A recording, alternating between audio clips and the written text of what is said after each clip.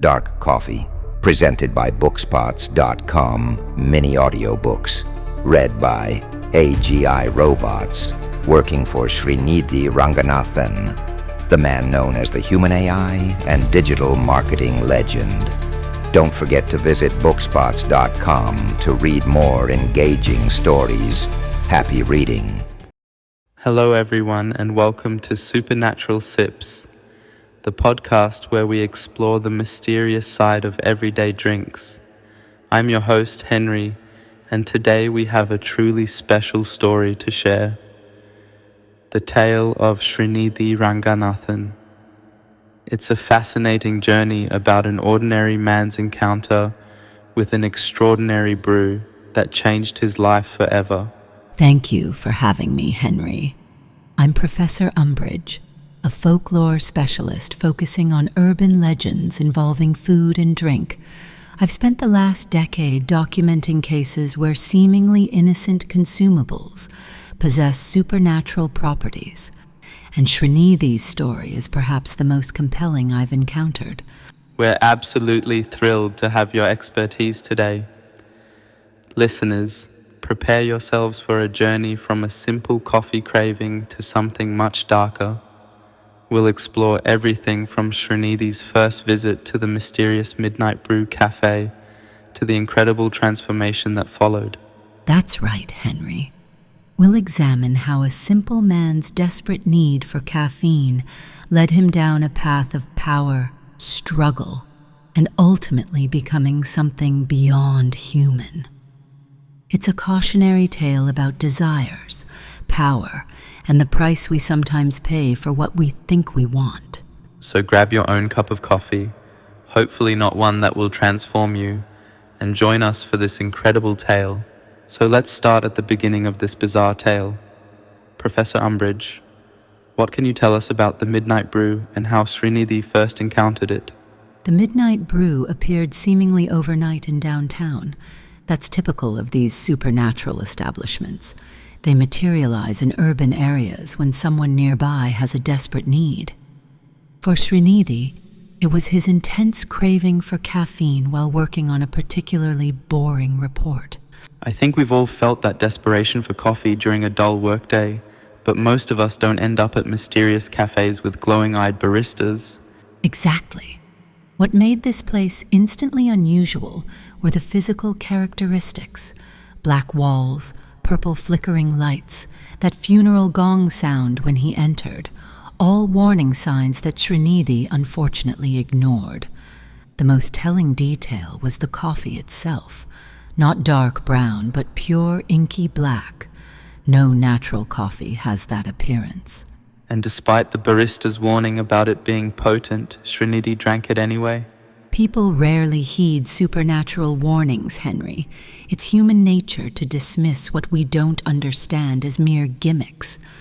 What Srinidhi didn't realize was that this first encounter would be the beginning of his transformation and his addiction. Let's talk about that fateful first sip. What exactly happened when Srinidhi first tasted the Midnight Special? According to my research, that first sip was unlike anything Srinidhi had experienced before. He described it as drinking pure electricity. His heart raced, the room spun, but then nothing immediate happened, which is classic supernatural bait. So the effects weren't instantaneous. I find that interesting, like the calm before the storm. Precisely. The transformation began subtly. A tingling in his extremities, a tightening of the skin. His hands darkened first, not like a tan, but a deep, inky black, the same color as the coffee itself. Steam actually began rising from his skin. Wait, he was literally turning into coffee? Not entirely, but there was a symbiotic bonding happening. The barista revealed himself as another transformed being and explained that Srinidhi was becoming the coffee man. The transformation brought power, control over steam, heat, caffeine, but also an insatiable craving for more of the dark coffee. That's the insidious hook, supernatural abilities paired with supernatural addiction. So, Professor, once Srinidhi had taken that first sip, the transformation began. What exactly happened to his body during those first few hours? The physical changes were gradual but unmistakable. Within hours, his skin began darkening to the exact shade of the coffee he consumed. His body temperature rose dramatically. That's when the steaming began. Steaming? Like actual steam coming off his body? Exactly. His sweat glands began emitting coffee-scented steam instead of perspiration. His hair fell out completely, replaced by a smooth, dark dome. But the most alarming change was in his eyes. They developed a reddish glow, similar to the barista who served him. That sounds terrifying for him. Was he aware of what was happening? Oh yes, fully conscious throughout the process. The barista explained everything, that he was becoming the coffee man, gaining powers over heat, steam, and caffeine itself.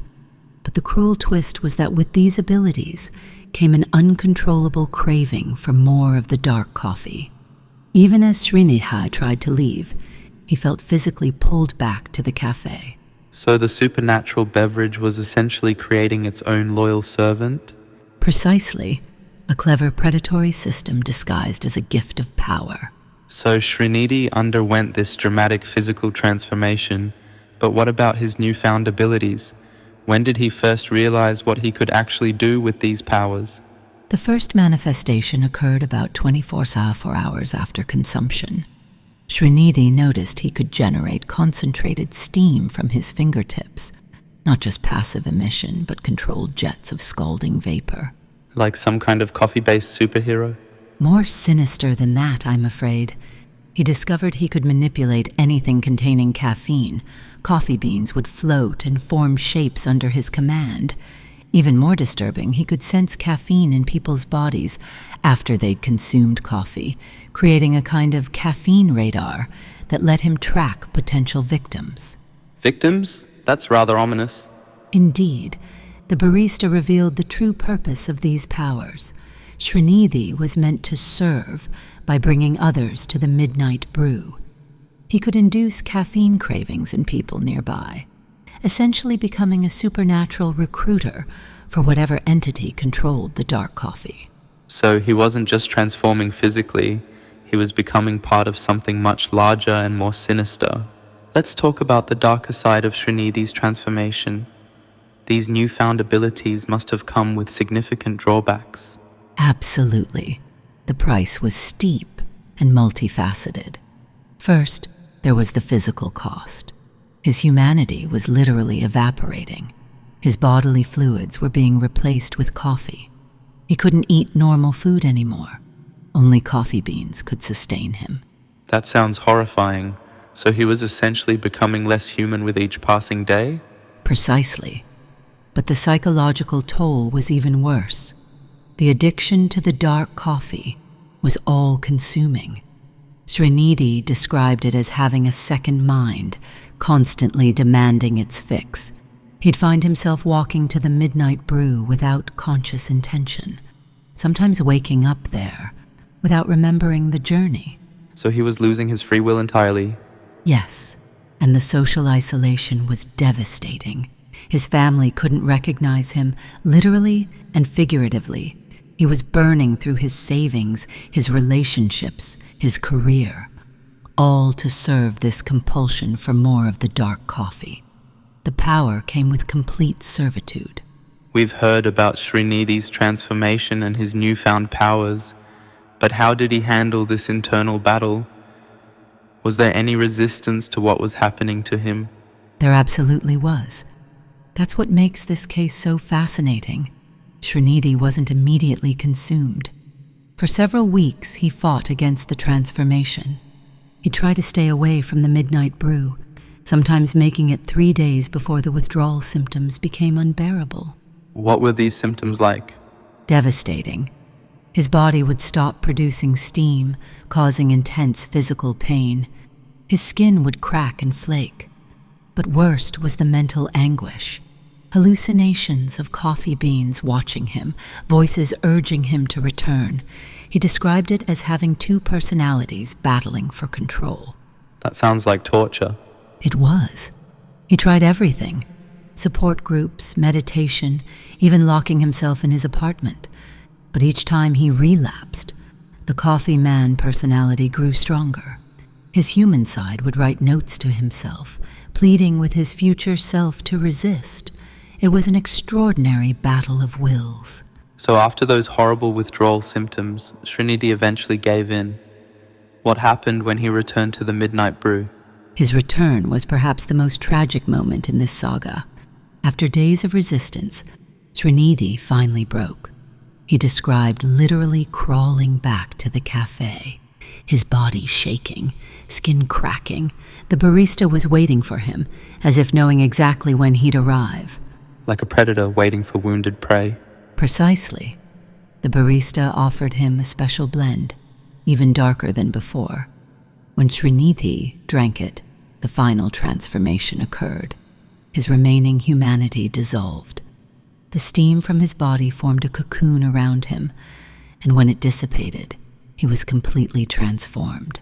What did he look like at this stage? According to witnesses, his body became perfectly smooth and black, like polished obsidian. His eyes glowed bright red, and he no longer spoke. He communicated through images made of steam. Most importantly, he surrendered his name, becoming simply the Coffee Man. His human identity was gone completely. So after his complete transformation, what was next for Srinidhi? Or should I say the Coffee Man? This is where the story takes its darkest turn. Once fully transformed, Srinidhi no longer fought against his new nature. He embraced it completely.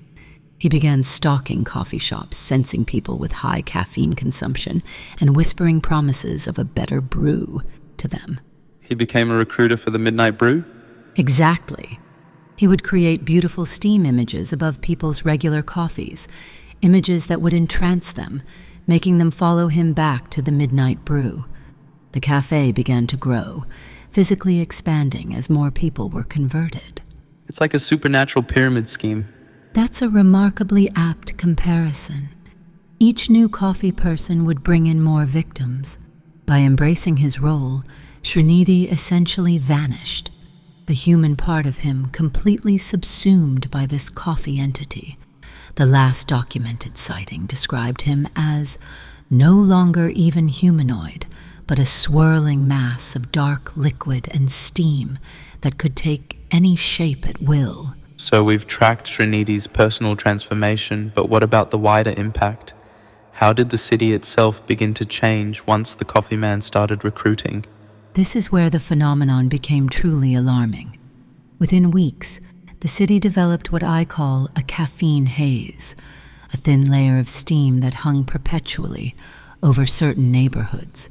People reported strange dreams about coffee, increased caffeine cravings, and seeing shadows that steamed. Almost like a mass psychosis or a shared hallucination. But with physical manifestations. Coffee consumption citywide increased by 400%.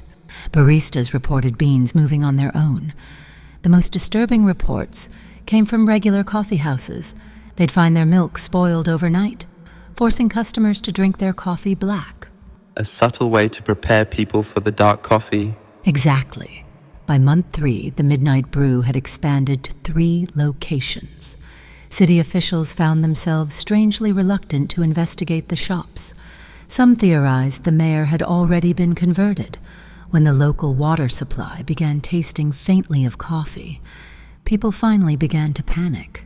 So we've seen how the Coffee Man transformed both physically and mentally. But there's something fascinating about this duality of power and servitude. Could you explain that paradox? That's the cruel irony at the heart of Srinidhi's transformation. He gained extraordinary abilities, controlling steam, manipulating caffeine, even altering his physical form. But with each new power came deeper enslavement to the dark coffee entity. A classic deal with the devil scenario. Precisely. The entity brilliantly exploited human psychology. Srinidhi believed he was gaining freedom through power, when in reality each ability was simply another chain binding him.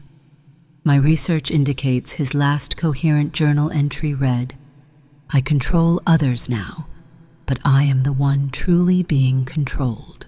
That's chilling, almost like an addiction metaphor taken to supernatural extremes. Absolutely. The entity granted him the illusion of godhood while making him nothing more than a vessel.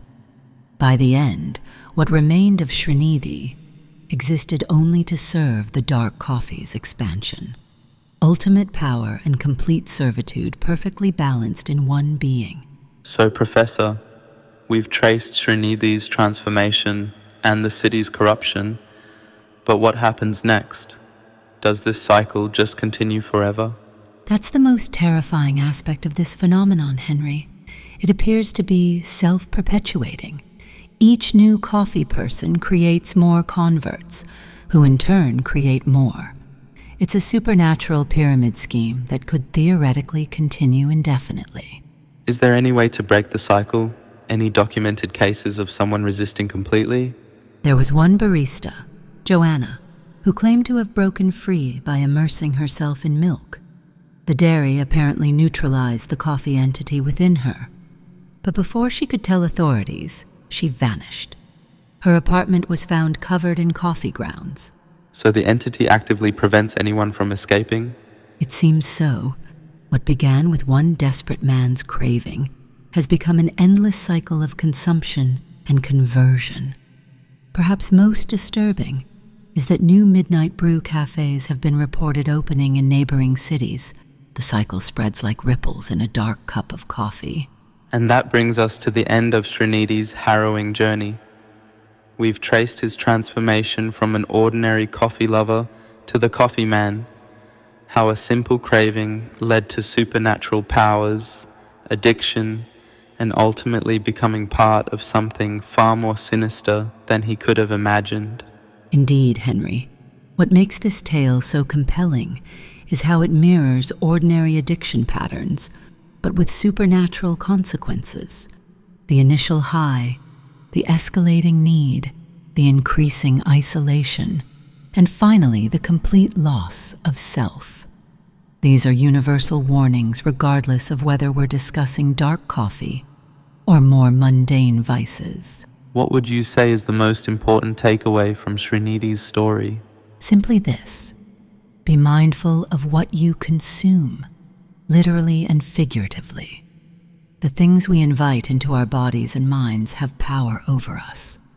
Srinidhi's tale reminds us that seemingly innocent choices can sometimes lead to profound consequences. Professor, we ask all our guests this one question. What's in your cup right now? Just herbal tea, Henry. After researching this case, I've become quite cautious about anything containing caffeine. Wise choice. Thank you all for listening to Supernatural Sips. Until next time, watch what you drink. It might be watching you back.